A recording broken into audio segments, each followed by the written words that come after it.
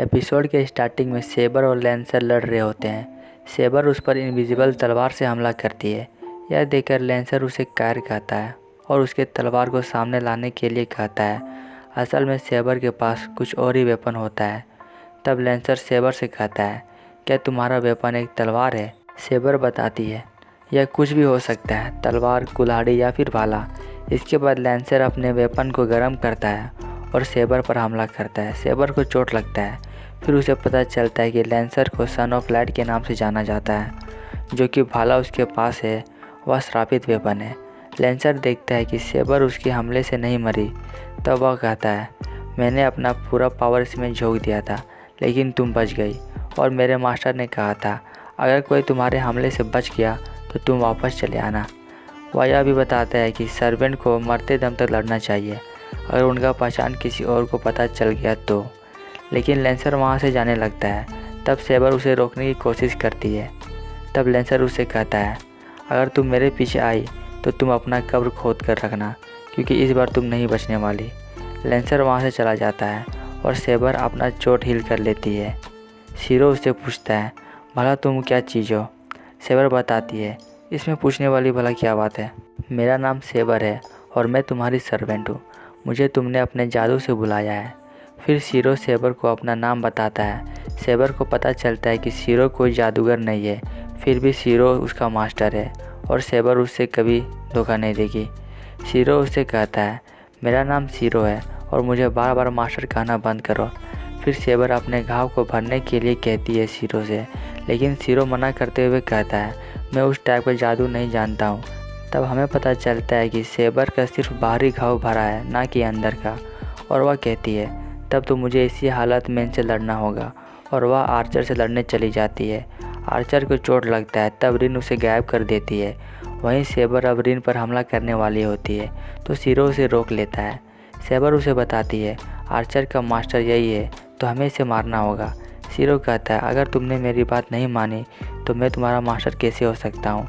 तब सेबर कहती है, जब मेरे सामने दुश्मन होता है तब मैं अपने मास्टर की बात मान नहीं सकती।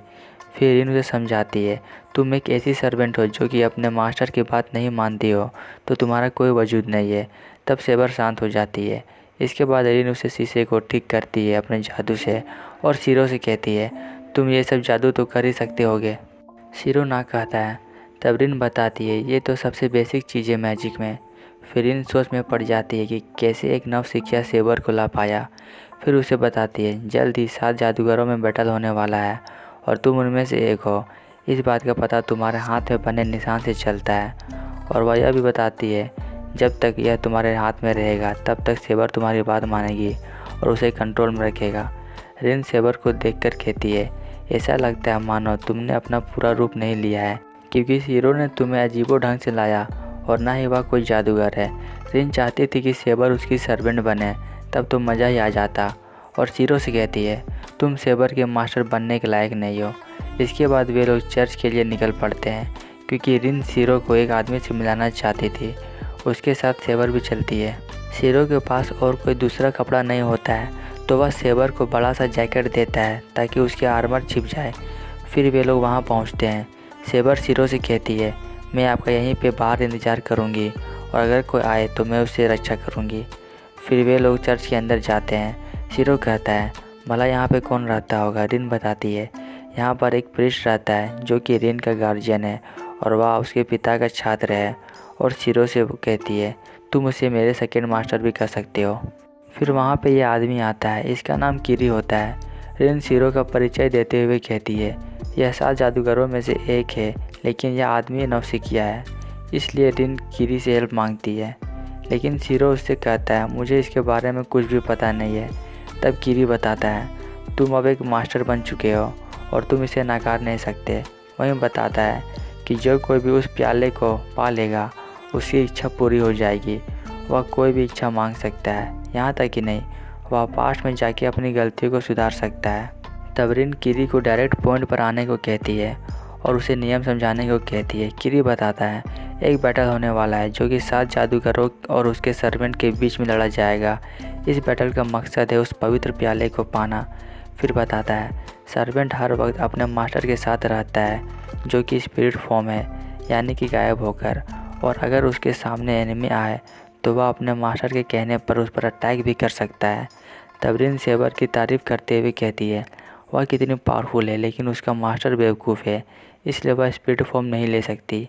किरी के बातों को सुनने के बाद शीरो कहता है अगर वह पवित्र प्याला इतना ही पावरफुल है तो लोग उसे साथ में मिलकर क्यों नहीं ढूंढते और आपस में बांट लेते। किरी बताता है वह पवित्र प्याला अपने आप उस जादूगर को ढूंढेगा जो कि सबसे ज़्यादा पावरफुल है, और उसे पाने के चक्कर में बाकी जादूगर आपस में लड़ेंगे। तब शीरो कहता है अगर वह प्याला अपना मालिक खुद चुनेगा तो बाकी मास्टर्स को मारने की क्या ज़रूरत है। रिन उसका साथ देते हुए कहती है ऐसा तो कहीं नहीं लिखा गया है कि जादूगर एक दूसरे को मारेंगे। वहीं वह प्याला पवित्र है तो उसे केवल एक ही आत्मा टच कर सकता है, वो भी खुद का, ना ही कोई सर्वेंट, क्योंकि सर्वेंट भी एक आत्मा है लेकिन वह दूसरे नंबर पर आएगा। फिर शीरो को पता चलता है कि अगर किसी तरह बैटल में उसका सर्वेंट मर जाए तो उसके मास्टर के साथ कुछ नहीं होगा, तो इससे फ़र्क नहीं पड़ता है कि वे लोग बैटल जीते या फिर हारे, क्योंकि उसकी जान तो बच जाएगी। तब किरी शीरो से पूछता है क्या तुम अपने सर्वेंट को हराने के बारे में सोच रहे हो, और बताता है ऐसा कर पाना नामुमकिन है क्योंकि सर्वेंट बहुत ताकतवर होते हैं। अगर कोई सर्वेंट को लड़ने में दिक्कत आएगी तो हो सकता है कि उसका मास्टर भी बैटल में उतर जाए, और उसे पता चलता है कि अगर सर्वेंट को हराना है तो सबसे आसान तरीका है उसके मास्टर को मार दो, क्योंकि जब तक मास्टर रहेगा तब तक सर्वेंट भी रहेगा। फिर हमें बताया जाता है कि ये बैटल किरी बहुत बार देख चुका है, क्योंकि उसके पास ऐसी पावर्स है जिससे कि वह फ्यूचर देख सके, और ये सब उसके फादर से मिला है। शीरो को पता चलता है कि ये 5वां बैटल है और आखिरी बैटल 10 साल बाद लड़ा जाएगा। इन 4 सालों वाला बैटल बहुत खून खराबे से भरा था। जब शीरो को पता चलता है कि किरी फ्यूचर देख सकता है तो वह उस पर गुस्सा होता है, क्योंकि शीरो चाहता है कि वह उस बैटल को रोके। फिर किरी बताता है वह केवल इसे देख सकता है और इसमें कोई इंटरफेयर नहीं कर सकता। शीरो बताता है उसे पवित्र प्याले में कोई इंटरेस्ट नहीं है और वह यह बैटल नहीं लड़ने वाला है। तब किरी उसे कहता है 10 साल बाद वह प्याला किसी ऐसे व्यक्ति को मिलेगा जो कि उसके लायक नहीं है। शीरो कुछ देर पास में चला जाता है और उससे पूछता है उसका परिणाम क्या होगा।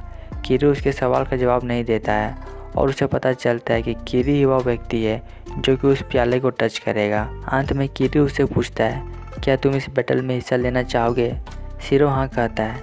इसके बाद वे लोग बाहर जाते हैं, वहाँ पर उन्हें ये लड़की मिलती है और ये एपिसोड ख़त्म हो जाता है।